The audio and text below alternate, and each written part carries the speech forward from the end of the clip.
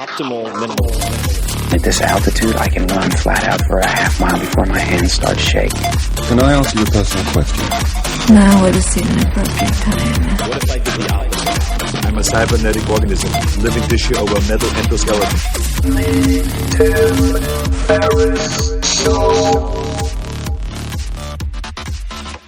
This episode is brought to you by AG1, the daily foundational nutritional supplement that supports whole body health. I do get asked a lot what I would take if I could only take one supplement. And the true answer is invariably AG1. It simply covers a ton of bases. I usually drink it in the mornings and frequently take their travel packs with me on the road. So what is AG1? AG1 is a science-driven formulation of vitamins, probiotics, and whole food sourced nutrients. In a single scoop, AG1 gives you support for the brain, gut, and immune system. So take ownership of your health and try AG1 today. You will get a free 1-year supply of vitamin D and 5 free AG1 travel packs with your first subscription purchase. So learn more, check it out.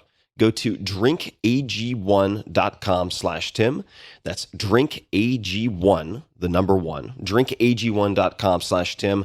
Last time, drinkag1.com/Tim. Check it out. Amelia Boone has been called the Michael Jordan of obstacle course racing. Since the sport's inception, she's amassed, and she's laughing, more than 30 victories and 50 podiums. Her major victories include the Spartan Race World Championship 2003, Spartan Race Series Point Champion 2013 and 2015, and she's the only 3-time winner of the World's Toughest Mudder 2012, 14, and 15. She's also a 3-time finisher of the Death Race and dabbles in ultra running in all of her spare time, which I'm sure is massive. And has a flourishing and high velocity career to boot. Amelia, welcome to the show. Thank you. Thanks for having me. Yeah, I appreciate you taking the time. And I thought we could start with a photo. So I was doing research for this and went to your website, which is AmeliaBooneRacing? Yes. .com. Mm-hmm. And can you describe the photo that takes up most of the real estate on that page? Well, so the website needs a bit of updating. I'm not a great website person, so if anybody wants to volunteer, be my guest. But it's a picture of me. I'm in the middle of barbed wire, and I'm crawling on my hands and knees, and I'm just kind of looking around, semi-perplexed. And to me, that just kind of encapsulates everything that I do. I'm bleeding from, my knees, my elbows, and it's just crawling through the mud, having a good time. A microcosm of exactly. The face of obstacle course racing. Exactly. It's not pretty. And we met through Scott Keneally, mm-hmm. who is putting together, and may be finished by the time people see this and available, Rise of the Sufferfests. So Sufferfest, you mentioned the blood, you mentioned the dirt, the barbed wire. Maybe we can explain to people who are unfamiliar what obstacle course racing is with the example of the world's toughest mudder. Could you describe what on earth that is? Well, so that's kind of like the extreme of obstacle course racing. Right. But in general, I think people have been familiar with Spartan races, with Tough Mudders. You see people jumping over fire and crawling under barbed wire. And it's just, you're running along and you have a wall to climb and you're, jumping through mud and you're using everything that you have. It's just completely physical experience. But so I got involved back in 2011 when I ran a Tough Mudder with friends and then signed up there was this race that was announced called World's Toughest Mudder. And they're like, you for 24 hours are going to run as many laps of a Tough Mudder course as you can. And it's going to be in December in New Jersey. And so I was Sounds balmy. It was balmy. I was like, man, I can't think of anywhere I'd rather go than New Jersey in December. So a bunch of us signed, I think 1,000 people signed up for this. And nobody had any idea what they were getting into. We'd all run like a Tough Mudder or run a Spartan race. But nobody had ever really done it for 24 hours. So we went out. that day, and people were trying to figure out, like, how do you stay warm for 24 hours when you're in and out of water? And, and it's December and it's New Jersey. So we decided that we would wear wetsuits, or that wetsuits would be the way and to stay warm. And other people, former triathletes, were like, oh, there's no way you can run for 24 hours in a wetsuit. You'll die, like how your thermoregulation will be all off or whatever. But we did, and like halfway through, so we all go out, and it's like 30 degrees outside in New Jersey. After the first lap, there are about 1,000 people that would start. I'd say maybe 850 people dropped out. After the first done. lap? First lap. Like done. And this is what, like an hour, like a few hours into it? Probably like an hour and a half. And I remember going back in my tent and like just shivering uncontrollably, being like, what am I doing? Like, what is going on here? You know? You like would walk past like the med tents, and there were just people in there like laying on cots. They were using like saline bags to like warm saline to put under people's arms, like armpits to keep them warm. And so a few of us decided that we were going to keep going. And I think by, the night descended on us. It was like 2 a.m. We were like walking through wading through water, and like there was ice forming. We're like, breaking holes in the ice. And I'm sitting here being like, what am I doing? Like, what am I doing? But at the same time, I was having so much fun. And out of 1,000 people that started that race, 12 finished. And I was one of 2 women. So that was the start of it all. And I, for some unknown reason, I remember when I finished that race 24 hours later, I was like, never again, never again. And then like 2 weeks later, I'm like, sign me up. What's next? Sign me up. So, and the drive to do this type of thing, there's so many different approaches I could take to try to dissect this, but are your parents very surprised, not surprised at all, or somewhere in between? I would say somewhere in between, because I've always been like the high achiever type A, I want to be at the top of my class. I want to be, like graduating summa cum laude and going to law school and everything like that. So I think I read that one of your law school classmates said that you would find a way to be competitive or to win in anything, if it were folding laundry or otherwise. Oh yeah. Yeah. Like if I was like in law school, the extent of like my exercise was like getting on the elliptical, like everybody else. And I would like find a way to compete next on the person like on the elliptical next to me. And those are the days. But so I think the drive and the determination, like that doesn't phase, like my parents are like par for the course. But in terms of like how it manifested itself, because I've always been kind of like a creature of routine, and like I don't like surprises, and I want to be able to like plan everything and know everything. And with obstacle course racing, it's so unknown when you go out there. Like for the most part, when it first started, like they wouldn't even show you wouldn't see a course map, so you wouldn't know what was out there. And so I think that part, they're kind of like, wow. Or like when I would sign up for the death race, and they would be like 72 hours in the woods, and you don't know what you're going to be doing, but have at it. And so that was very kind of like atypical personality for me. Where did you grow up? I grew up in Portland, Oregon. In Portland. And what did your parents do growing up? So my dad was an insurance like adjuster, and my mom was an environmental consultant. Where did the competitive edge come from?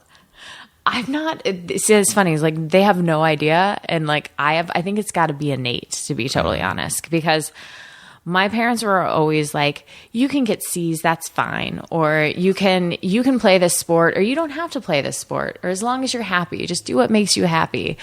And so there was sounds more Portland. Yeah, right. It was never like, if you think of like sage parents, I was like the opposite of that. So they were always telling me to like calm down and take a break, but instead that worked well. Yeah, right. Do you have siblings? I do. I have an older sister. Older sister. Yeah. Is she also competitively driven like yourself? No, I mean, we're pretty much like, in terms of personalities, like opposites. Polar opposites. Polar opposites. She's extremely successful, but she came about it from a very like, way more laid back and, like low key approach. What did you want to be when you were a kid? What did you want to be when you grew up? I wanted to be a lawyer when I grew up. Oh, and you nailed it. I nailed it. I was one of those people that I was like, if I set my mind to something, then I'm going to do it. So I would, for lunch every day when I was like at home during the summer, my mom and I would always watch Perry Mason. And I was like, man, Perry Mason, like being an attorney, he gets the bad guy to confess every single episode. That's got to be cool. Perry Mason's great. I remember Perry Mason. So then I went to law school and I realized that's not actually what happens. And yeah. So you were more Perry Mason than a Matlock person. Yeah. Yes. I was a Perry Mason person. Yeah. So you decide you want to be a lawyer. And did that change, did that waver, or did that stick with you all the way up until the point that you became a lawyer? I think it pretty much, I kind of thought of different things in college. I really fell in love with anthropology and primates. And so I really love studying, monkeys. And I thought for a part of me, I'm like, maybe I should go to Madagascar and hang out with the lemurs. Or I could go get a law degree. So I double majored in anthropology and political science and then decided to take the safe route and go with the law degree. And that was Washington? Or no? Washington University. Washington University. That's right. And what did you do athletically in high school or college? So growing up, I was kind of like I would say like a jack of all trades athlete, in that I was always on like a club team, like ASA softball or club soccer, traveling basketball. And so I'd play year round. And I was always good. I was on like the highest level teams. I was never like a super standout all-star in any one single sport. So I played year round and I would shuttle back and forth from practice to practice, throughout middle school and then high school. But I started like paring that down. And I actually, as high school progressed, I got more and more into musical theater and show choir and singing, and I kind of gave up sports and athletics. So in college, I sang in an a cappella group, but no sports. No sports in college? No sports. Recreationally, were you a runner? I would go out and run to like stay in shape, but running in St. Louis kind of sucked. So, I just like, it was either like hot and muggy or like freezing cold. So yeah, I didn't really do anything. So I'm going to jump around a little bit like Memento, but if we were to look at, say, the World's Toughest Mudder, what do your routines look like? You said you're a creature of habit, as am I. The hours before the competition, let's just say, like the day of, what are your routines? So I always get up like super early I get up super early in general every morning. What's super early? So my alarm typically goes off like right around 4 a.m. That's why you didn't flinch when we were talking about Jocko Willink, the SEAL commander. I'm like, and he wakes up at 4. Zero response. I'm like, another one. Here we are. I'm like 4 a.m. So actually on race days, it's almost like I sleep in a little bit. But when do the races start typically? They generally will start. World's Toughest Mudder is a little bit different. That one starts at 2 p.m. now, but like just a regular obstacle course race will generally be like 7:30 is the starting time. So that starts at 2 p.m. So let's use that example. You wake up at 4. Right. Oh yeah. Then I drive myself crazy for the next however many hours twiddling my thumbs. What other type of body prep or mental prep do you do? Yeah, I generally use the distraction technique. So I try to not think about really, because I can sit there and make myself miserable over and over, like picturing the race or whatever. But I find it helpful actually. I actually do a lot of work in the mornings before races. So I'll catch up on emails. I'll do things from like my attorney life. And then in terms of like body prep, I do a lot of like foam rolling, mobility, things like that. The older I get, the more I realize like I can't just like jump out of bed in the morning and like, be spry as a chicken. So You're 32. Is that right? 32? Am I 32, yeah. 32. I would imagine you still have a couple of good years left in you, but sometimes it feels a lot worse though, let me tell you. The mobility work that you do, what does that actually look like in detail? So I generally carry like an arsenal of every single, like from a golf ball, a lacrosse ball, a softball, a foam roller. And so I'm really focused on loosening up hips, loosening up hamstrings. And every single different little torture device has, it's the golf ball is for the foot. The lacrosse ball works well on the glutes. The softball is great for the hamstrings. So I'm just, getting the muscles kind of warmed up and loosened and prepped. I actually, from a lot of various nagging injuries that I've always had, I have like little physical therapy routines that I always do too, like to get your glutes activated and things like that. What type of movements do you do for glute activation? There's this fantastic exercise called Jane Fonda's that if anybody's ever been in. Are these for like glute med? Or these... Oh, yeah. Glute med, where you're sitting there and you're like, man, I should really have leg warmers on right now. So you're talking about, is this like the bent leg sort of the reverse thigh master? Pretty much, yeah. Yeah. It's the reverse thigh master. On your side. Yeah. And like variation, like doing fire hydrants like that too, like a dog lifting his legs. There's all super sexy things that people like if you do them in a gym, people are like, oh God, there's that girl. Well, I tell you, I think that you probably get more attention doing fire hydrants than I do, at least unless I'm in a gym in the Castro, which it might be a similar experience. And do you use any other modalities for prep? Do you use any stim? Do you use anything like that pre-race, or is that set aside for other purposes?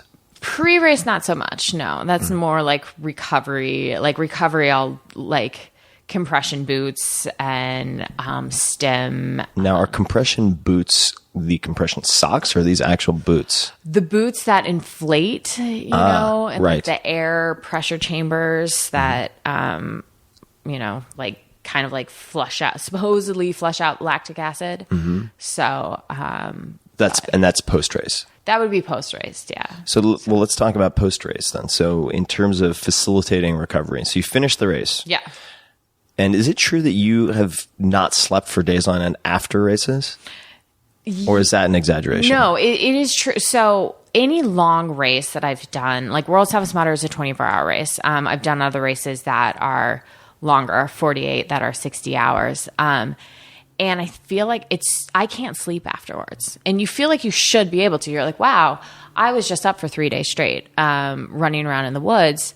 But my mind, your body is so physically exhausted, but my mind is still on so much, like on overdrive, that I can't. So, I mean, for instance, this year, after World's Toughest Mudder, there was a group of us staying at a house, sat around, we're drinking beers, watching football game. And I was like, man, I should like really be getting drunk right now or something like that, because like I'm drinking, I've been running around in a wetsuit all night long. I'm like, I don't feel anything. Like I don't feel any effects of the booze or anything like that. I was like, it just must be this adrenaline still pumping through me.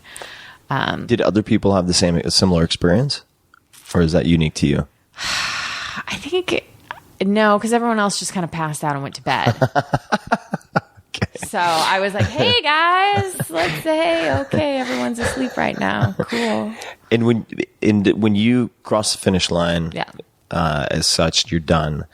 What type of recovery starts? What are the actions that you take in the hours following the race? So I think one of the most important things that people should do that they don't is you have to stay moving. People want to finish a race, and especially a long one, and just like lay on a couch or go to sleep. That is the worst thing you can do, because you're going to wake up and like not be able to move anything. So I generally try and stay walking. I try and stay active. I will hop again on like a foam roll or something like that and try it. You don't want to be too aggressive afterwards. Like you're not going to like hop on a softball and roll out your glutes because like that's going to hurt really bad. But then just try and stay active. And that is in like the next day too, you know, like gentle movement and things like that. Are you a proponent of ice baths, anything like that, or not? If I can't, I mean, look, I'm not a scientist, whatever. All I know is what works for me. And people have different opinions. If I can get into an ice bath, I will, but it needs to be like immediately. So there have been races where there's like a lake right next to me. And I'm like, if it's cold enough, then I'll just go jump in the lake and kind of use that as an ice bath. But if you're waiting like 4 or 5 hours, I don't really think it's going to end up helping you in the end. And I want you to correct me if I'm wrong. In 2012, World's Toughest Mudder, how did you place? I won for females, but I was second overall in 2012. Second place overall. Yeah. How did that feel? So it was a really interesting race. How many competitors? This was, again, there were about 1,200 people, I believe, is generally every year. So there were about 1,200 people. It was this one, they moved it to November. So it was supposedly a tiny bit warmer, but actually it wasn't. It was actually colder in 2012 than it was in 2011. And I guess I didn't realize, I knew I was winning for women. And at this point, we were about 24 hours or getting close to the end. And I was about 80 some odd miles in. And as on the last lap, they're like, okay, well, you've won for women, but the guy that's winning is like 9 minutes ahead of you. So we're on this last lap, we'll end up with 90 miles. And there are all these people from Tough Mudder headquarters and like all these competitors just like yelling at me, willing me to go on because all they want me to do is to win overall, you know? And you're so tired at that point and like so kind of delirious that I guess I didn't even realize like the import of that situation, like how massive that would have been. Cause I was just like, leave me alone. I hurt. I'm tired. I hear you. Freezing. Like I'm covered in like 10 like millimeters of neoprene. Like I'm just, and I'm like, I get it. I'm trying to move faster. My body won't let me. But yeah, so I ended up finishing about 9 minutes behind the male overall winner. Yeah, so it was it didn't really hit me until like a day or two later where I was like, oh, I was that close. Oh, okay. So did you feel pride about finishing second overall, or were you more disappointed that you didn't finish first overall?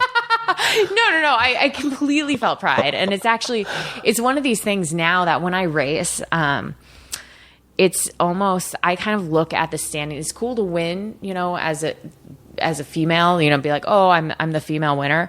But I more look of like, I have a consistent goal of trying to place like top 10 overall. I want to be, I don't care sex, gender. Like I just want to compete to the best, overall. So. Mm-hmm. And what, the next female finisher, what place was she?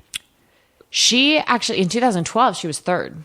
Oh, no kidding. Yeah. Wow. So the top, yeah. Good for her. What was her name? Deanna Blagg. She's amazing. She's amazing. She's absolutely amazing. And, she's like 46 years old from Australia. 46. Yeah. Just crushes what it a out beast. there. Yeah. Okay. All my excuses just went out the window. Right? Right. And she's like the nicest woman in the entire world too.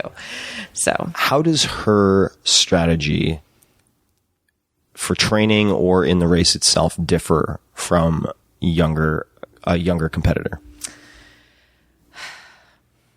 I would say, I think as you get older, you realize you don't go out as fast, it's kind of like as you age, you're never going to like out sprint, a 20 something year old. But you tend to have more mental strength and more mental grit the older you get. Just because you're like, whatever, this isn't a big deal, like you're more mature and you can deal with pain and suffering.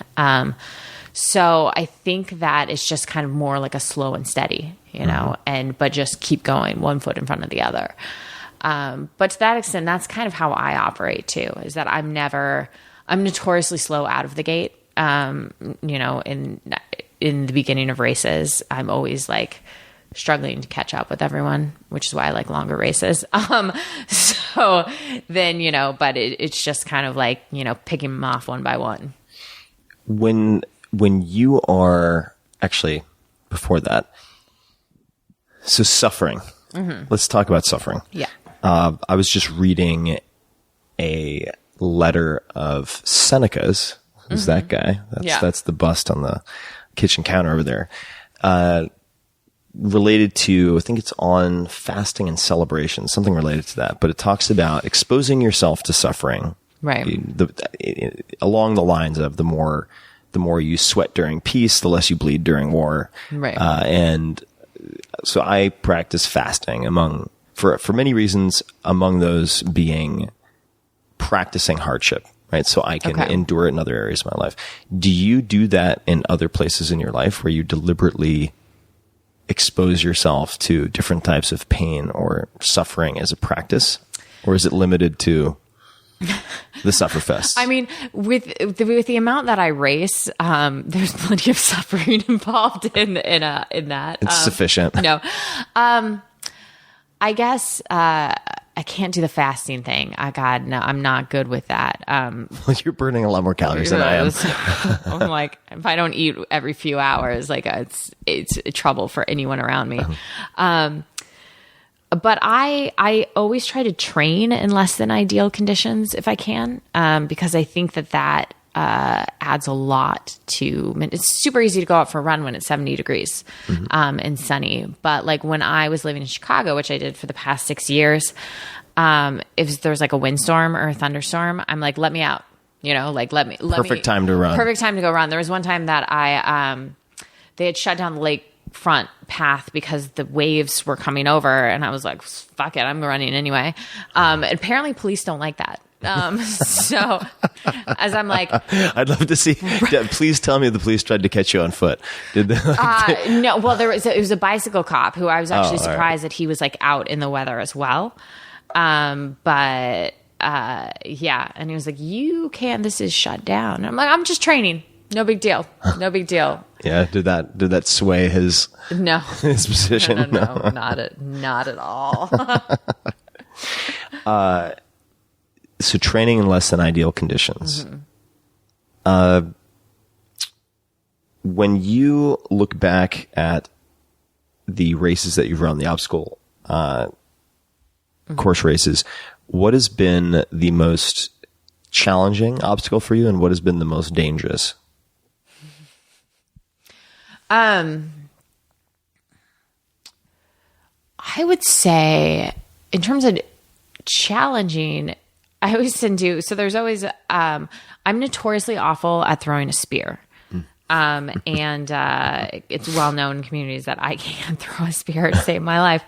And so in Spartan races, there's always a spear throw, and it's cost me like tons of different races. And it's funny because like, it's one of those things that if you practiced, you would probably be pretty good at it. But like, this is why I'm like puzzled right now. Okay, continue. Yeah. About throwing a spear? No, I'm like summa cum laude.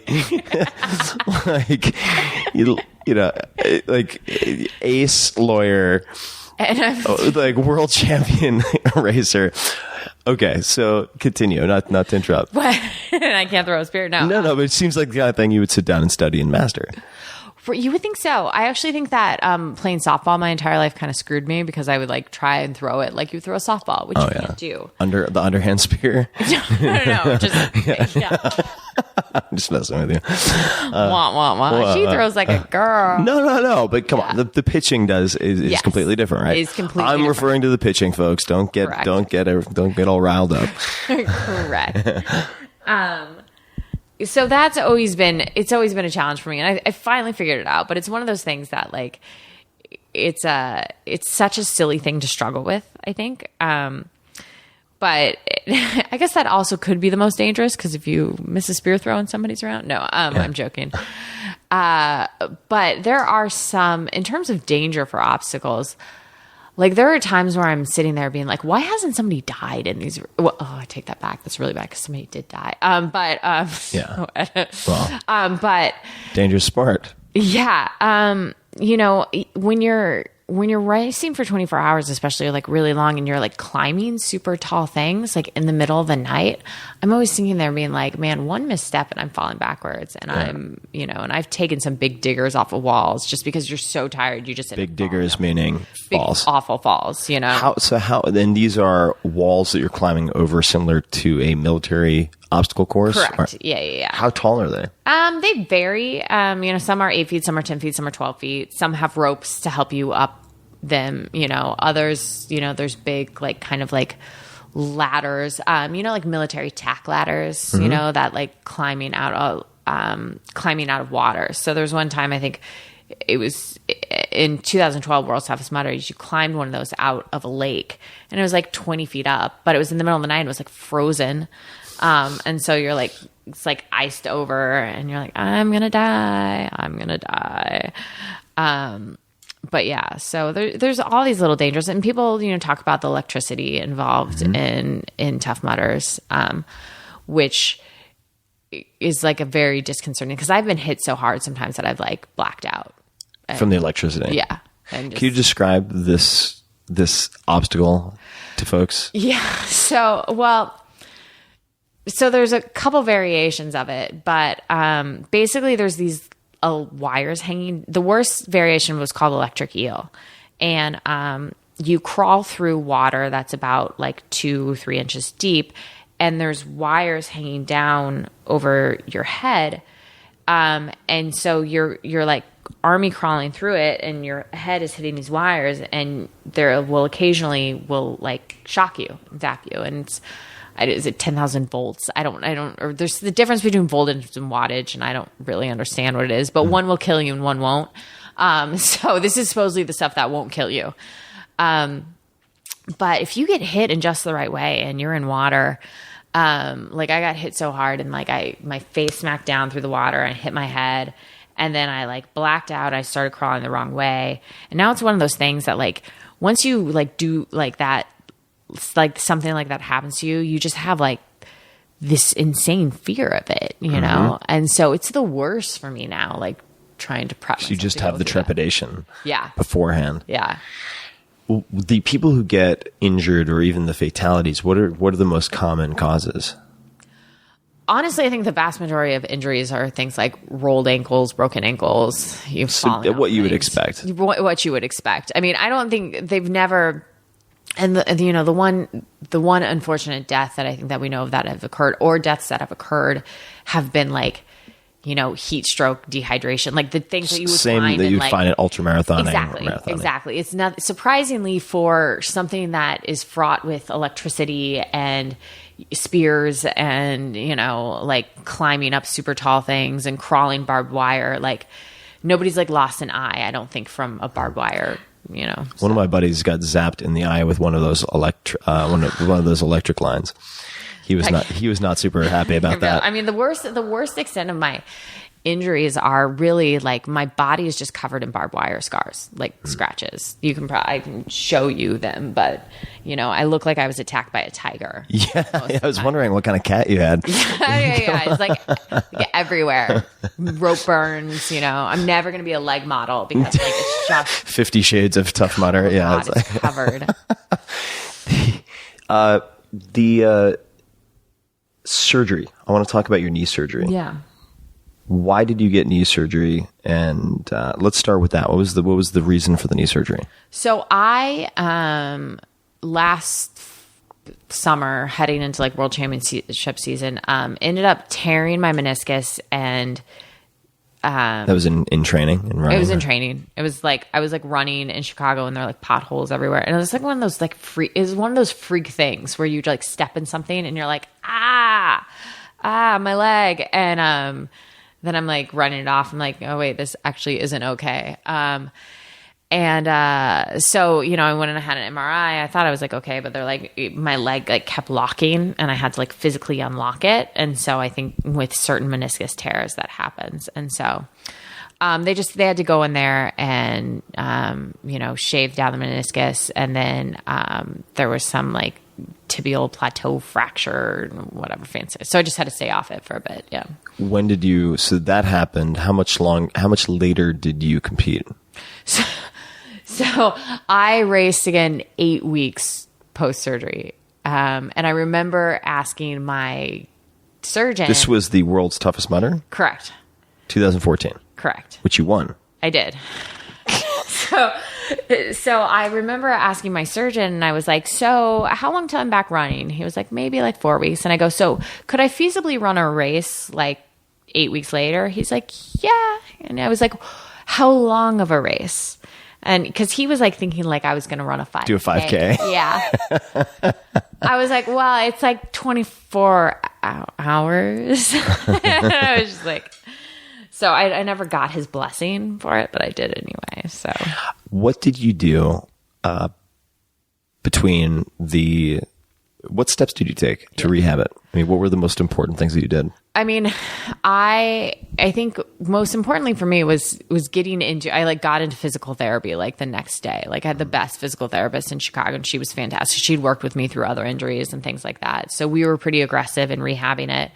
And then I just did whatever else I could to work around it to stay in shape. You know, I think when people get injured, they forget that there's so much that they still can do. Mm-hmm. So I had a gym that had a ski erg, which if you've ever seen is like a rower turned upside down and you pull it like you're cross country skiing. So, you know, for 2 weeks, that was the only like really like thing I could do to like keep my heart rate up. So hand bike, ski erg. Hand bike, ski erg. I could row with one leg, but then that kind of like throws. Then my other leg was just getting massive. But you know, and I would do, you know, I like rode a 10K or skied to 10K, which is the worst kind of torture you can like do to yourself, you know. And just finding other ways to work around it. What other rehab modalities did you find most helpful personally? Did a lot of like stim because I think when you go in electrical stimulation, yeah. So when you go in and you like cut open your knee or whatever, it shuts down your quad. And so the main thing is getting your quad to then come back and function again. And so stim is really helpful in, you know, like retraining that to get it to fire. Mm-hmm. So that was, you know, that was helpful. And really, like, I'm a huge fan of like ART, Graston. So for those people not familiar, ART, active release technique, type of myofascial release. Correct. Which is super, depending on how you have it done, can be super unpleasant. If you're having like your psoas work done. Oh my God. I love that pain though. I think it's like you like having some, like therapist with their like ridge hand knuckle deep into your psoas. I had, just as a side note, all right, so I'm going to give a shout out to this guy, Jesse Burdick, who's a power lifter who trains with a friend of mine named Mark Bell. I mean, they do a lot of training separately, but I think he pulls, and Jesse, I apologize if I get this wrong, but he can deadlift more than 700 pounds. Yeah. He's a big unit. Yeah. And we were getting ready to he also does manual therapy. So we were getting ready to do an ART session. And so he puts me on a table and kind of drapes like one leg off.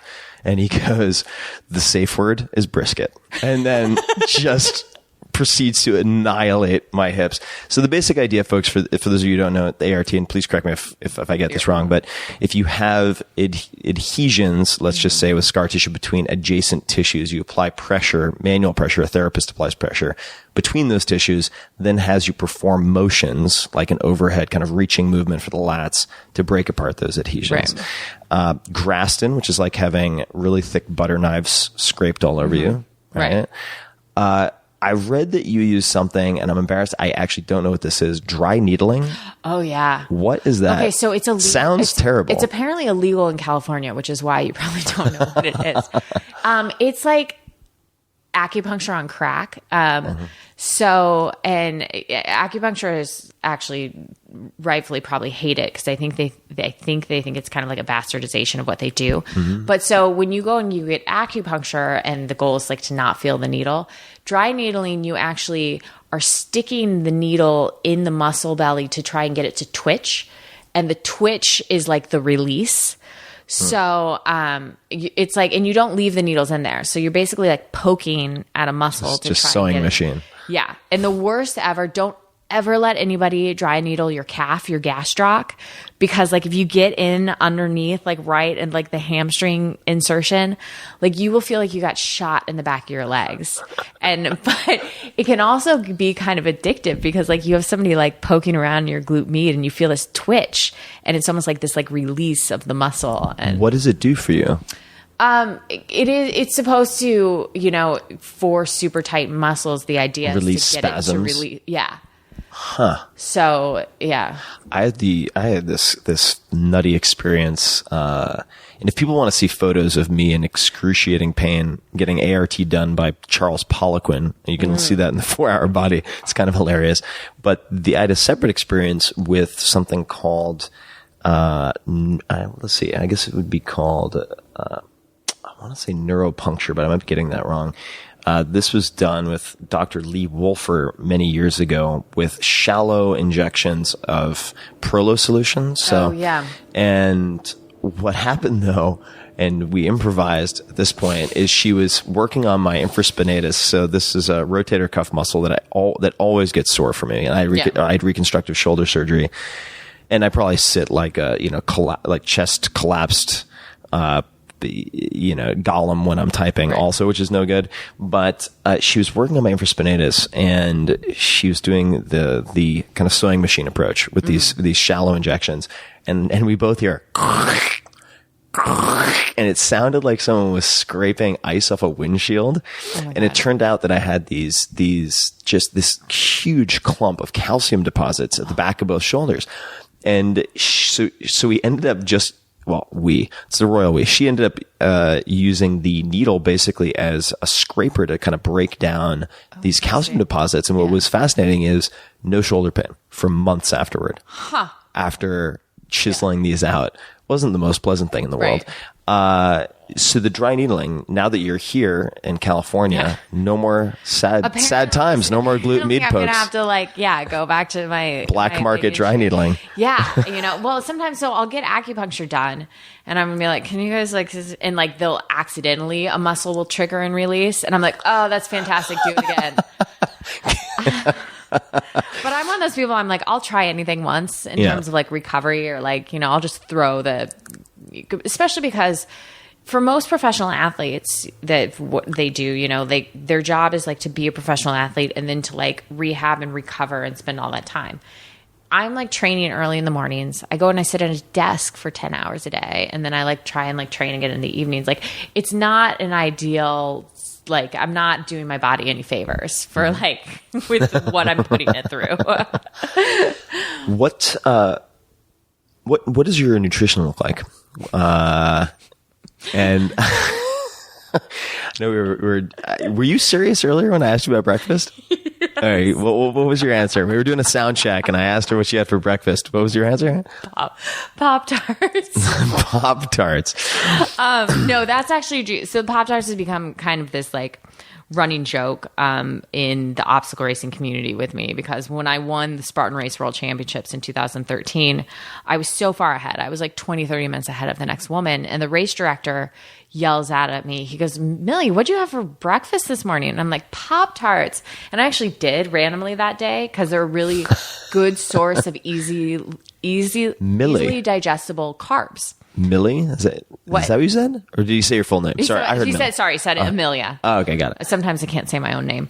So it kind of became this thing that like I would just like pre-race ritual that it would be like a good luck thing to like have a Pop-Tart, because I'm a really big person into superstition, and it's kind of grown from there. And now I see, like, I was at a race the other weekend and like everyone around me was eating Pop-Tarts. And I'm like, what have I started? Like what? And then everyone like posts these pictures on Instagram of them eating Pop-Tarts and like they tag me in it. Yeah. And I'm like, oh my God, I've created a monster. Well, this actually could be an incredible opportunity for you to do whatever you want, because I remember watching Pumping Iron and Arnold Schwarzenegger's talking about the guys who'd come up to him and ask him for advice and he'd give them the wrong advices. And he would like tell them to go into the shower at the gym and like scream while they're posing. So you could actually Right. you could pull an incredible April Fool's joke, but announce it a year later Right. after everyone has already embraced it. I know. So now I'm like, okay, well, what's the next thing? Like, what's the, What other superstitions do you have? Not limited to racing necessarily. Yeah. I'm one of those people that, so it's the same, like, I will wear the same sports bra. Like, so we race pretty much in like sports bra and like compression shorts because you want as little clothing to like hold down the mud as possible. So I'll wear the same, if I did well in a race, like I'll wear the same outfit for like the next race. And especially like the same headband. And then if I don't do well, then that one gets discarded, and so it's that kind of like your typical, sports stuff. I actually have, this is kind of embarrassing, but a small little stuffed dog that travels with me to all races. And because I'm typically by myself in really cheap, sketchy hotels, because these races are like in the middle of nowhere. So it's like my little guard dog. How big is the stuffed dog? Oh, it like fits in the palm of your hand. Where did you get that? It was given to me as a gift. As a protection. As a guardian. As a guard dog. So yeah, I mean, it's silly. It's silly stuff like that. But Outside of Pop-Tarts. yeah. What do I actually eat? Yeah. What is your, let's just say you're 4 weeks out from a race. Yeah. What does a day of food look like for you? That's hard to say. Honestly, like it's one of those things I've struggled with that I've tried I tried to do paleo. I tried to be like, maybe I can become a fat adapted athlete because for longer races, I didn't want to have to like rely on gels and foods and stuff like that because after a while it can be too much on your stomach. But I just never. I'm never going to be the paradigm of good eating of like, and I couldn't stick with like, the whole, like, I couldn't go far enough into like the fat adaptation. Like it was just miserable. I like ice cream way too much. Somewhat contraindicated for ketosis and fat adaptation. Exactly. Yeah.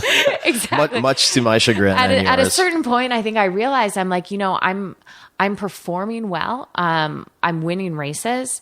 So why change? If it gets to the point where I'm not doing performing, well, then I'll take another look at my diet and switch it. But at this point, it's like I run so much, I put in so much, time that I'm like, whatever. I enjoy food and I'll eat kind of whatever I want. What do you consume during a 24-hour race?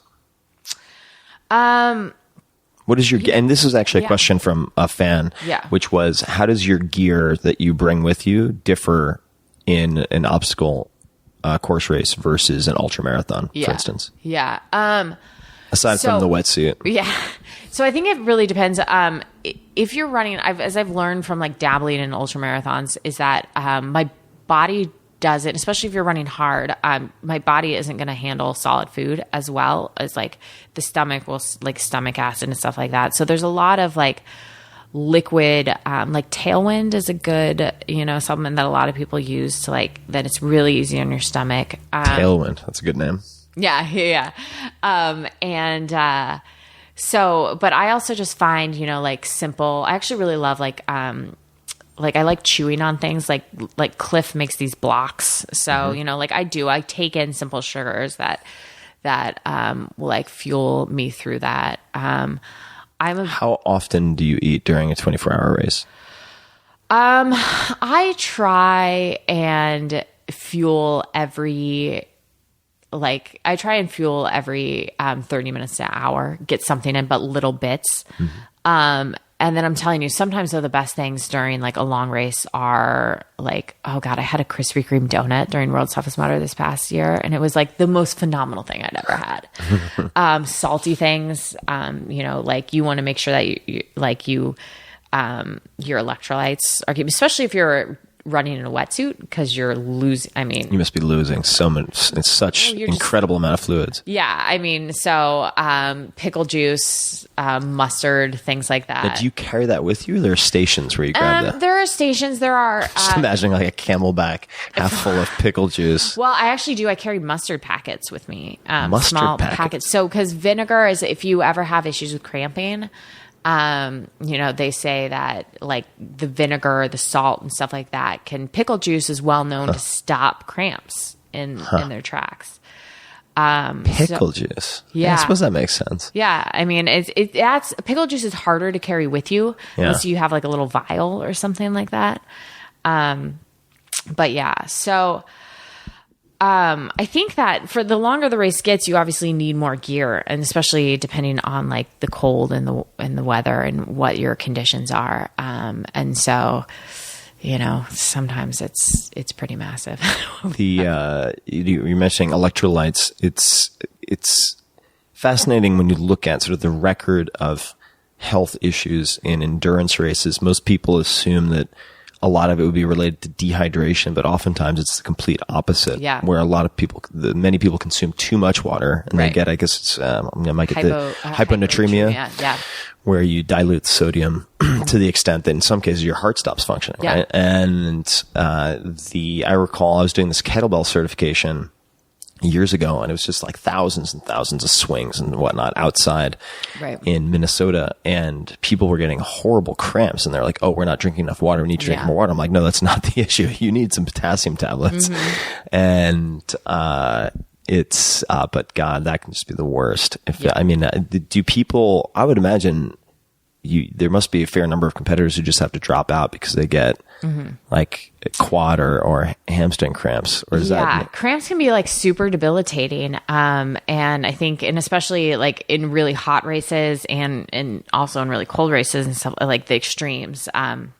So that, it happens. It's the reason why the longer the races to get, like the more unknown and things like that go into it. And so, it's always kind of a crapshoot, like you're like, come on body, please cooperate with me this one time. But sometimes you can't predict it. So what supplements do you use on a daily basis? Caffeine. No, I like coffee. So I am actually really, have really kind of bought the hype and the science behind beets. Beets, yeah. So I work with a company, called Beet Elite, which is, it's powdered beet, concentrated beet. And so it's really that, like I remember the first time I ever had beet juice, which just tastes like death, like dirt. I mean, some people like beet juice, but I can't handle it, but like you feel this weird like head rush almost. And so I was like, wow, there might be something to this shit. So it's something that I actually like drink before workouts and stuff like that. And, delivers the nitric oxide to help the breathing and everything like that. So I think for endurance athletes, I don't need the massive dose of caffeine before I go out, and run, because who wants to be jittery while running for several hours? You need more of like the help with the breathing and keeping the heart rate low and stuff like that. And then I also take, I try to stay away from like anti-inflammatories like Advil and stuff like that, just because, it's hard on the body, but big believer in like turmeric, and other things like that. And then anything to try and help with like bones and joints and, so you're just taking what, like glucosamine or MSM or what type of stuff? Yeah, but I try and get in natural. I'm like bone broth and gelatin and things like that. But bone broth is an expensive habit until I like bite the bullet and make my own. But then I have to like handle chicken feet, and I'm not really into that. So you're in a good place for the bone broth. I'm in the Bay Area. There's like, what is it, a 3 Stone Hearth, I think, in Berkeley. And, further down the peninsula, you have some really good sources as well. Right. Fortunately. Yeah. Hippies love bone broth. Oh God. It's like, it's the new thing. So yeah. And for anybody in New York, I'll just give a shout out, to a new, I guess it's kind of a side gig started by a chef friend of mine, Marco Canora, who was in the 4 Hour Chef. Brodo. They serve hot bone broth in the winters in New York City. BRODO. It's amazing. And you can get turmeric or cumin. You get different flavored things. Actually, yeah, you can pay for the add-ons. What does your prehab routine look like? So the exercises. What exercises do you do to prevent injuries? Yeah. So the main injuries that I've kind of dealt with have always been kind of revolving like hips, and glutes, like most runners, glutes that don't fire. So like the irony. Yeah, exactly. Like Jane Fonda's are the gold standard. But it's a lot of, kind of like stability work. So I try and do a lot of single leg stuff. What type of single leg stuff? So single leg squats, you see like CrossFitters do like pistols all the way, like ass to grass. You don't need to do that kind of stuff. It's just like small little, like, mini single leg squats. I try and to like, whenever I'm standing around, I'm trying to like just stand like on one leg, like balancing and things like that. I do a lot of like band, like the physio band, like walks. So like monster walks where you're the X walks. Yeah. The X walks, that's that kind of stuff. And then a lot of work, especially if it's a trail runner, you really want to work like what is your transverse abdominis or like the really deep core muscles? Corset muscle. Yeah. So a lot of exercises that will like engage that, like bird dogs, and things like that. Just they're super like not fun and little tiny movements, but I think most people would rather go like, squat 200 pounds and ignore those, and that's not going to help you. So you're working on glute med, you're doing sort of isolateral or single leg movements. Do you do step ups? Any work on boxes? I do. I do too. I think, and like lunges, things like that. Anything that's requiring you to, that's requiring, that like unilateral movement too. So, and how much time would you say you spend on those types of prehab movements on a weekly basis? It's probably about 15 to 20 minutes a day. Okay. 15 to 20 a day. And do you do that pre-workout? Is it a separate workout or after? It's generally like I'll do a few like activation like fire hydrants before, and then after. It's generally afterwards that I'll kind of devote 15, 20 minutes to kind of those like small little strengthening baby exercises. And how many miles on average do you run per week?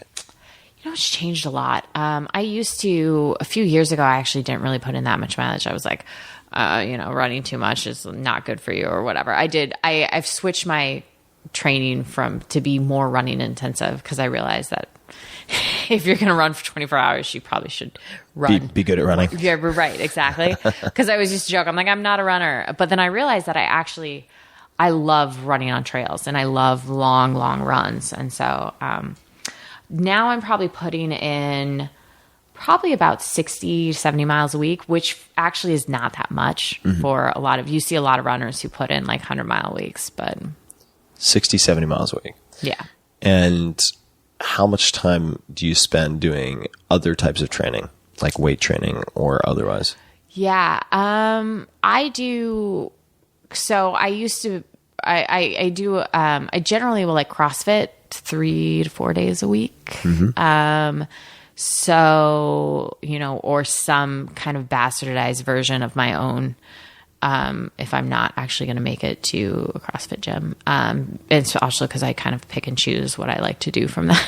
Right. So, I guess it would be probably, 5 to 6 other hours of other strength training, like interval training, things like that. What is your morning routine or routines look like? First 60 minutes of your day. First 60 minutes. So you wake up, punch the roosters, make them crow, 4 a.m. What happens what does your day look like between say 4 and 5:30? Yeah. I wish I could give you an answer that's like, I go out and I do sun salutations or like breathing exercises or what. Well, the sun's not even out at that hour. But it's nothing really It's nothing really that interesting. I mean, I wake up, I'll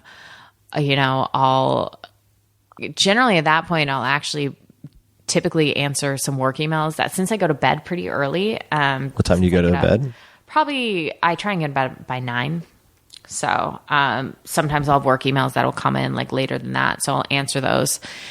And then I'm just, gathering everything up and heading out to if I'm going to the gym that day or if I'm hitting up the trails that day. So because I'll train in the morning and then I'll get ready and go straight into work. What time do you get to work? About 7:30 or so. Mm-hmm. And so now, have you eaten breakfast at this point or no? I will eat. So generally, I'll wake up in the morning. Pop-Tarts. No. Just race days. And this morning, because it's the only thing in the trunk of my car as I was driving up here. I had Pop-Tarts in the trunk of my car. No, so I'll generally wake up and I actually typically eat a few spoonfuls of like nut butter to fuel before I go out for like, if I'm going to go run, 10, 15 miles. It's a good source of, fuel to keep me going. So you'll just have like a few tablespoons of almond butter or something like that? Pretty much. And then, and I found out that, it sits well. And then I'll eat breakfast after I train and then get to the office, things like that. So what does a non-Pop-Tart breakfast look like? Generally, I'm a big fan of like omelets and eggs and things like that in the morning, mainly because I really like ketchup and I always put ketchup on it. It's just a vehicle for the ketchup. Pretty much. You sense a sugar theme going on here. Don't take diet advice from Amelia. I want to just take perhaps a few of these fan questions. Yeah. And we've hit on a number of them already. But I didn't know I had fans, but yes, you did. Unless they're all coming from Scott. You have a lot of fans among my fans. This is a question that I'd be interested to hear the answer to as well. This is from Cindy Paluian. I'm probably massacring that. What is your self-talk during training and during the challenges sound like? The moment when you want to quit. Now, just to head this off at the pass, the answer may be that you don't feel like you want to quit. But during extremely hard races or challenging times, what does your self-talk look like? Because I found like many athletes, and maybe not you, but have sort of consistent routines in terms of their self-talk. So what's interesting, especially with long races, is that you're always going to hit a low part. There's always going to be a part where you want to quit, 24 hours at and for me, it generally comes early. It's like 4 hours in and I'm like, God, I got to do this for 20 more Another hours. 20 hours. The sun's setting, it's getting cold, the wind's picking up, there's a massive sandstorm, whatever. For me, I think it's hard because people ask me about self-talk, and I generally just shut my brain off. And I feel like that's what keeps, I don't really think about anything. But I think has that always been the case? I think so. I think that. And do you just will that into being? I think I just kind of go, I use different coping techniques. I sing to myself a lot when I'm out there. Please tell me you sing out loud. No. Sometimes, yes. Really? Yeah. If I have enough breath, so yeah, there will be like a certain song for every race that will just kind of replay through my head. So, 2012 World's Toughest Mudder was Macklemore's Thrift Shop. It was right before it hit big. No, right before it busted out. And I swear to God, I sing that song over and over again. And I can't listen to it the same way anymore. What other songs? So that was your mantra was Macklemore. Yeah. That was your meditative mantra. Pretty much for 24 hours. For 24 hours. That's dedication. What other songs have you used? Oh God, they range all over the place. Sometimes it's just all kind of sing. Sometimes it'll be so my favorite hymn ever is, I was raised Catholic and whatever, and I love, I've always loved church music. So there's a Christmas song like "Lo, How a Rose Are Blooming." It's like an old hymn. Not at all what you would think would be like running through my head, like running a race. But sometimes it does, you know? But then this other race, it was Kanye. It was like Kanye's Monster or like the song was called Monster, you know? So do other racers do that as well that you're aware of, or do any other top racers have coping approaches that you think are interesting? You know, I think that a lot of people have like that self-talk. Like I've always tried to, and I think this is pretty common, is that like a lot of us will try and break up the race into small segments. Because if you look at the whole picture, it will get overwhelming. If you're like, I have 100 miles to run, and you're like, crap, you know, but if you're like, no, I only have 3 miles, or I'm just going to focus on getting through these next 10 minutes. And so I've always found that a lot of people who do long endurance events will break it up into small, manageable chunks, you know, and just focus on the next few minutes ahead of them. Mm-hmm. And I think that works pretty well. It sounds like you probably have some form of meditation when you run. And I think that in terms of just mindfulness, I'm sure it's right. A very present state of where to start with. But do you have a separate meditative practice of any time? I don't. I've tried. I went to this like retreat thing that was fantastic. And I tried to do this meditation session. And I just like 20 minutes in, I was like, I got to move and do something and get out of here. So for me, it's almost like the meditation is working really hard. Like, you know, like sprinting or running or lifting heavy weights. Like that's like my yoga practice, you know? Now, I don't know what this refers to, but since Will Hicks is asking, are you going to do the 24-hour battle frog in March? Does that mean anything to you? It does. Yes. Okay. It's a race. It's another 24-hour obstacle race. You know, maybe. I don't know. My schedule next year is kind of up in the air. I really want to kind of like venture and challenge like myself in new ways. And so I think I'm going to be doing a lot more like pure trail races too, which I haven't really had a chance, especially being out here in California. You know, it's a much better, like I love climbing, running up mountains and stuff like that. So why did you decide to move to California? A variety of reasons. I think the main was I'm from the West Coast. I want to get back here. And then it was a time for a transition in a career for me. You know, I'd been at a law firm for 6 years and it was great and they were fantastic, but kind of wanted to try a new, like, you know, going in-house and working for a company there. And then actually, I'll be honest, the training and having mountains and hills around me, it was really hard. I am the happiest when I am out on a mountain running around somewhere, and I couldn't do that in Chicago. So Are you able to disclose the company that you're working for? Yeah, yes. So it's this tiny little company. You may have heard of it.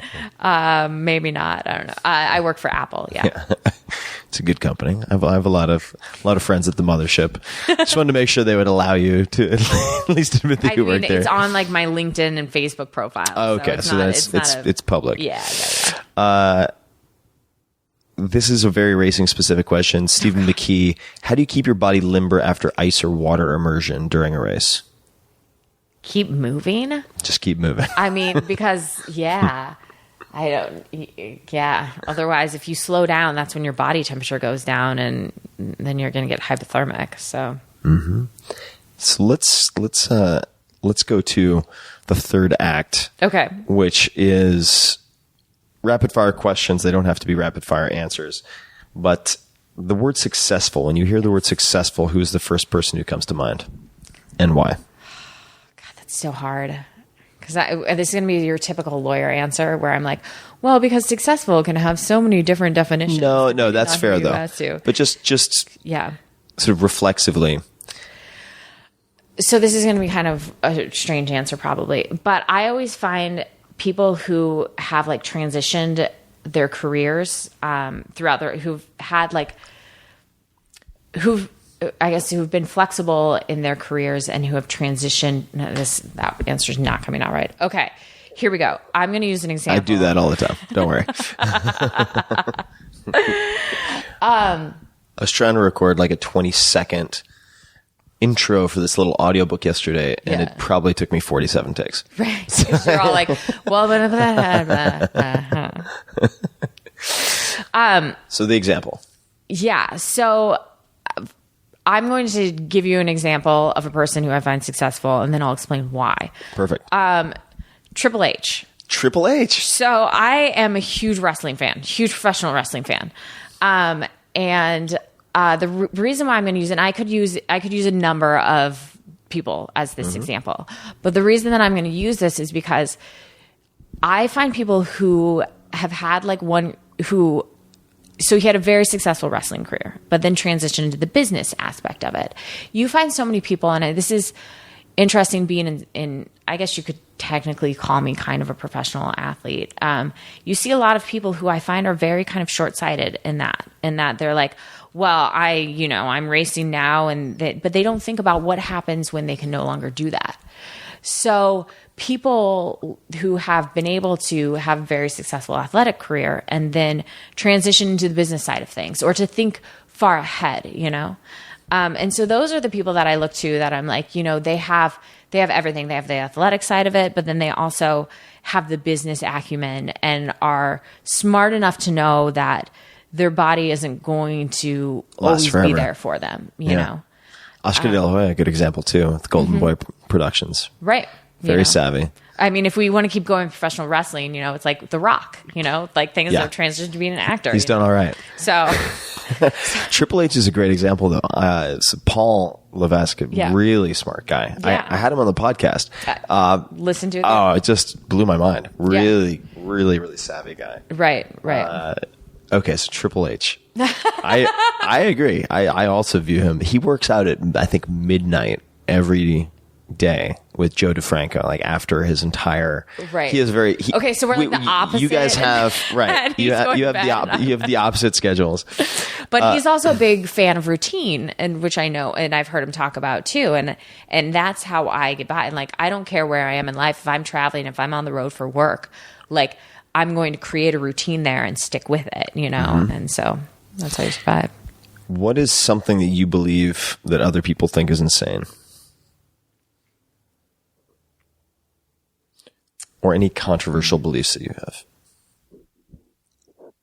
Interesting. And if nothing jumps to mind, we can also come back to that. Right.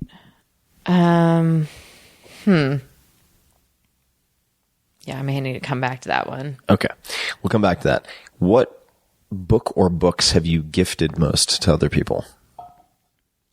I'm going to butcher this author's name because I always do. House of Leaves by Mark Danielewski. So, and the reason that I say this and that I would gift this is that so many people now read on like Kindles or technology or things like that. This is a book that you have to hold because there are parts of it where you need to turn it upside down to read it. And I forget the style of what it's called, the style of writing. There's actual like genre for it, but like there are certain pages where you are reading it and it turns in a circle. So it's in like an entire, I think that reading a book and, holding the physical book and turning the pages is such a lost art, And so there's something, but this is a book that's like an entire sensory experience. It's a fantastic story. It's brilliant. It's kind of like a story within a story. But then it requires you as a reader to be like active and involved, And I think that's just so cool because you don't see stuff like that anymore. And especially now when people read things on, their iPads or their Kindles or whatever, and kind of like holding a book is something that we no longer do. So House of Leaves. Very cool. Do you have any favorite documentaries or movies? My all-time favorite movie is The Goonies. The Goonies. I mean, it's a quality film. It's the quality. It's not gonna like, it's not life changing, but it's any favorite character from The Goonies? Data. Data is great. Pinterest power. I mean, like, yeah, I growing up in Oregon, you just had to, like, that was my jam, you know. The Goonies. We didn't have much to claim being from Oregon, but we could claim that movie.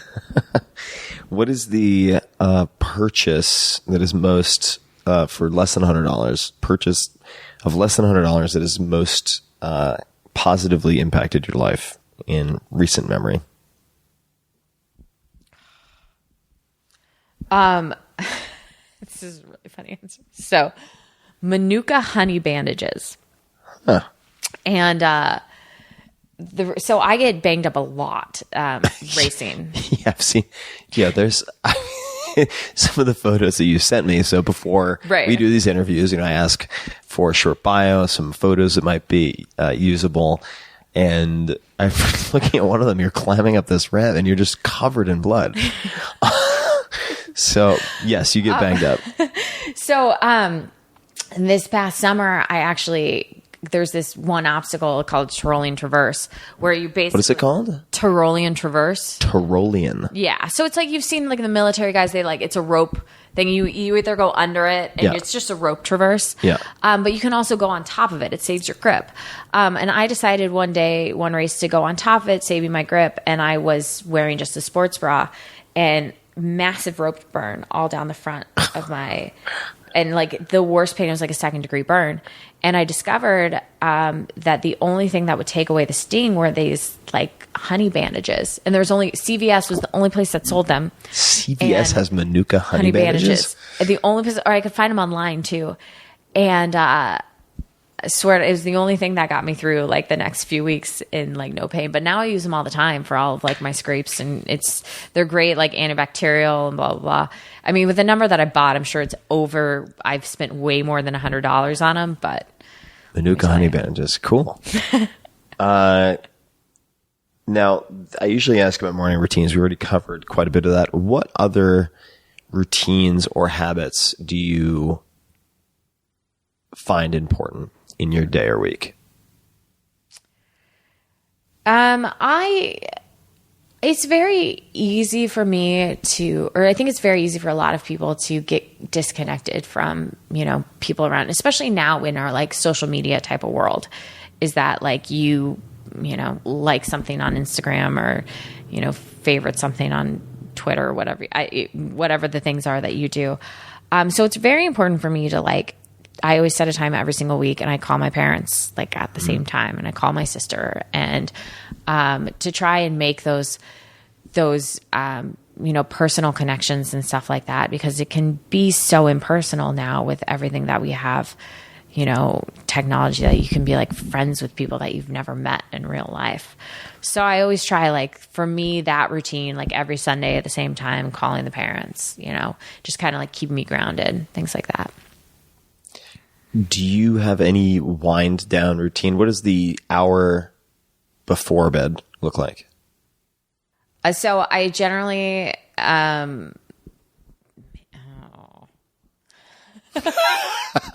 Can't wait to hear this. No, I was just trying to think of like if I actually had, because generally I'll be, watching Monday Night Raw, or some other professional wrestling. I don't watch a lot of TV, but it's either sports or professional wrestling when I do. I am generally one of those people that's like so tired by the time it's time to go to bed. I don't really need a routine. Don't have any. It's just necessity. Like, it's like, all right, it's time to go to bed. Done. Out cold. Yeah. Got it. If you could have a billboard anywhere, what would it say? You can put anything on it.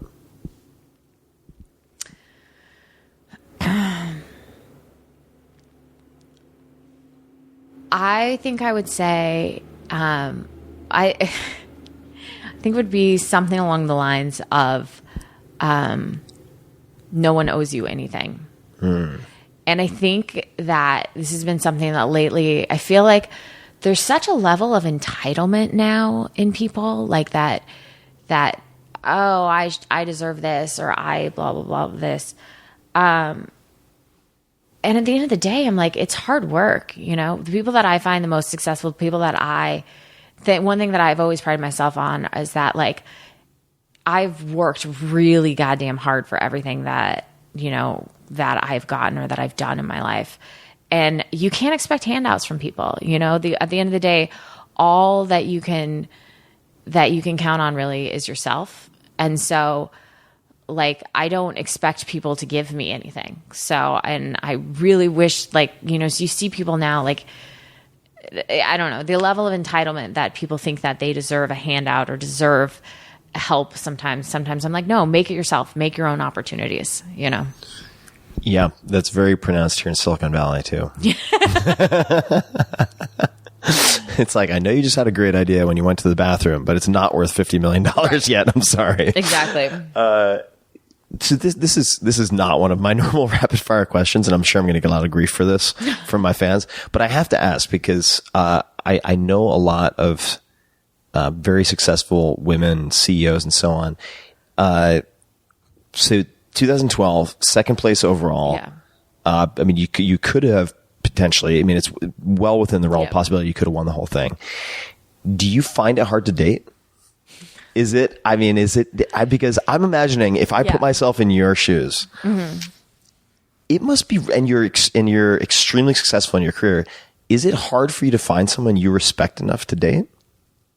Because I mean, in the mental, physical, emotional toughness spheres. So I don't think that it's so much me. Here's the thing. I don't, Yeah, that's how it always starts. It's not me. It's him. No, I honestly, I tend to be attracted to people that are almost like, I don't want to say the exact opposite than me, because then that sounds like I'm attracted to people who like aren't successful. But what I found is that I need somebody who's very complimentary to me in terms of like very kind of, I admire people that are super laid back and go with the flow and very adaptable and just, you know, everything that I'm not. And so I think that like for me, it's not so hard to find people like that. I think though, you know, sometimes you'll hear, you know, it takes a certain type of guy who can be secure with being with, you know, a woman who, you know, beats 99% of the dudes at like a sport or whatever. Sure. And that feels weird to say because that feels like I'm like being like, look at me, I'm such a No, badass. But, facts are the facts. But, you know, I think that it takes actually a guy who's very secure in his own right. You know, I can't like date somebody who's not, you know, secure in who he is, because then that would just be disastrous. Doesn't sound like it would get very far. Nah. What advice would you give your 25-year-old self, and place us 20 and 25? I'd be interested to get it for both ages. So where were you, what you were doing at 20 and then 25? So 20, I was finishing up college, probably just getting ready to apply to law school. Super, you know, like hardcore driven, going to be partner in a law firm one day, you know, like all those things. I think at that time I would tell myself to relax. And you know, that you can't predict where life is going to take you. And because now looking, I'm like, would I ever expect that? I'd be like the world's top obstacle racer. We didn't even know what the fuck obstacle. It wasn't even around at that time. Wasn't even a thing. Yeah, wasn't even a thing. And I think at 25, I was finishing up law school and I was starting my career as an attorney. So it would probably be similar, but I think what I would tell, I'm actually going to give you. What I would tell my 28-year-old self, which is when I started all of this obstacle racing stuff. And I would tell myself, it really doesn't matter. At the end of the okay, that sounds bad, but like, don't take it so seriously. You know, and at the end of the racing itself. Because when you reach, it started out as totally fun, and then you reach a certain level of success and then it becomes this pressure and everything like that. And I think that it's not all of the stress and the pressure and everything that I would put on myself from it. It's not worth it. It doesn't change the outcome. I'm either, ready or I'm not to like, beat somebody. So at the end of the day, kind of keep it all in perspective. And, like, it's kind of hilarious. I'm running around in the mud, being shocked by electrical things, like running around for 24 hours in a wetsuit. Like, just keep that in perspective. Like it's kind of ludicrous what I'm doing, so have fun with it, because there's so much time that I think that I've wasted not like putting so much pressure on myself and not having fun. And now I've kind of like come full circle. I'm like, it's just fun, Who is someone or who are people you would like to meet someday? If anyone. God, see, that list is like massive, Yeah, who's up at the top of the list? Ronda Rousey. Ronda Rousey. Yeah. I like to meet strong. I have an entire list like strong females who are at like the top of what they do. Yeah, she's on my list too. Right. But then that also extends to, just other things that are like not athletically inclined, so you see like Sheryl Sandberg and like the females that have made names for themselves and, as top executives and things like that. So I'm not like rah girl power type of person, but finding other women like that and seeing what makes them tick and seeing how they survive is always really interesting for me. What, if any, asks or requests do you have for the audience? And this is the last question. Asks or requests? Yeah, anything you'd like them to do, or think about, or consider, or all of the above. Right. I think one of the things that I've learned is like, and what I would tell people is like, be open to experiences, and especially with, they're probably like people, if they're sitting here listening to this, they're either already into obstacle course racing and are like, man, this shit's bananas. It's great, so I don't need to convince them of anything. Or if they've happened upon this and they're like, we don't understand what this chick is doing actually. Like, I don't know. I would say go out there and like, try something new. And so if you want to go out and run an obstacle race, of course, like great. But I wouldn't be where I am today without, just like saying sure and trying something and seeing where that leads me. So I think that's always kind of important to keep in mind. So try something new.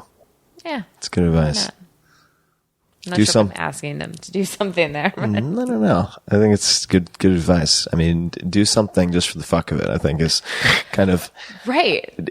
Coming back to your don't take it so seriously. Like, not everything has to figure into your 5-year plan. And I think that's hard because for me, it's like I've always been that like super planner 5-year person. Yeah. So it's something that I actually have to remind myself is like, try something new, Amelia. Like, just do it. Yeah. Why not? Do it. That was one of my, I'm not going to call it a resolution because it wasn't a New Year's resolution, but did a lot of unusual experiments last year that we won't get into right now. But one of the realizations was be playful. Like, you don't have to be so goddamn serious about things all the time. I mean, it's like, do something that doesn't have an explicit point or an angle or whatever it might be. Well, somebody told me the other day that the only thing at the end of the day, the only thing we have is time. If you really cut through all the bullshit out there, and like, this is funny when you ask me about like, who do you think is successful? Seriously, I think the most successful people who are out there are people that are happy, that are just like, they may not have it all. They may be dirt poor. They may not be educated. They may whatever. But if they can art everyday life smiling and just generally happy, like if you break it all down, all we have is time. So why spend it being miserable? So like, go do something that makes you happy and have fun with it. Cause you're not taking it with you when you go. Yeah, it's your most valuable non-renewable resource. Exactly. As far as we know. Well, right. You know, when my time finally comes and I realize that there's like a super cool world on the other side, I'm going to be like, God damn it. Well, Amelia, thanks so much for taking the time. And where can people say hello or find you on the interwebs and so on? On my grossly needs updating website, ameliaboonracing.com. But I actually am most active on Twitter. It's just the handle's Amelia Boone. Boone with an E. What? Boone with an E at the end. Amelia Boone, Boone. Correct. But be forewarned, I tweet a fair amount about the Seahawks and professional wrestling. So if you're not into that, you probably don't want to follow me. And then I'm on Instagram as well. It's ARBoone11 because Amelia Boone was already taken by the time I joined that movement. ARBoone11. Correct. And I'm on Facebook. I don't have an athlete page because I don't really like that or believe in that, but you can follow me. But I don't really become friends with people I haven't met before in life because that weirds me out. So Twitter and Instagram are your best bets. Twitter and Instagram. Cool. Well, this has been a blast. Yeah, everybody listening, we will link to the books and so on, the Manuka honey bandages and whatnot, everything mentioned in the show notes. You can just go to 4hourworkweek.com, all spelled out, /podcast, and that will have all episodes, including this one. And I'll create just a short link you can go to, or it's not a short link, but a URL you can go to 4hourworkweek.com /Amelia, and that will go straight to this episode. And Amelia, once again, thank you so much for taking the time. Appreciate it. And I would say let's go for a run sometime, but I have some training to do before I'm prepared for that. And to everybody listening, as always, thank you so much for sticking around, and we'll see you soon.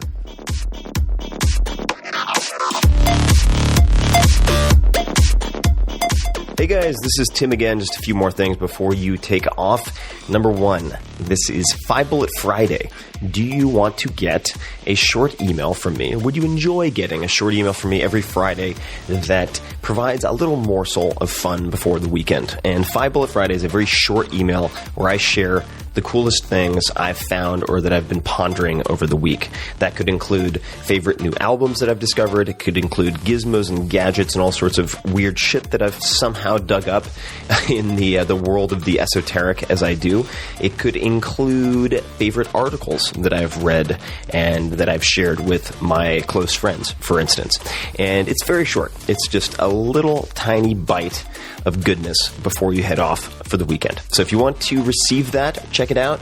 Just go to 4hourworkweek.com. That's 4hourworkweek.com, all spelled out, and just drop in your email, and you will get the very next one. And if you sign up, I hope you enjoy it.